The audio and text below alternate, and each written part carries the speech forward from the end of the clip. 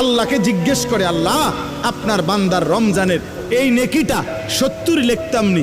আল্লাহ বান্দার দিকে তাকাইয়া যখন দেখে গুনাহ থেকে মুক্ত, আল্লাহর জিকিরে তার জিহ্বা ভিজা, আল্লাহর মহব্বত তার কলিজার মধ্যে, সুন্নাত মোতাবেক তার জীবন, আল্লাহ তখন বলে না 70 না 700 লেখো, 700, 7,000 লেখো, 70,000 লেখো, 7 লক্ষ লেখো, 70 লক্ষ লেখো, 7 কোটি লেখো, 70 কোটি লেখো, 70,000 কোটি লেখো।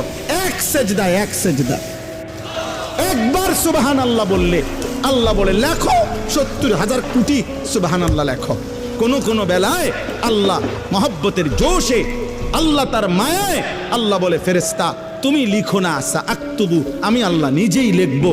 এই নেকি তুমি দিয়া পারতা না, আমি দেবো আমার বান্দার নেকি। বলেন বাপ, বলেন। আহাজ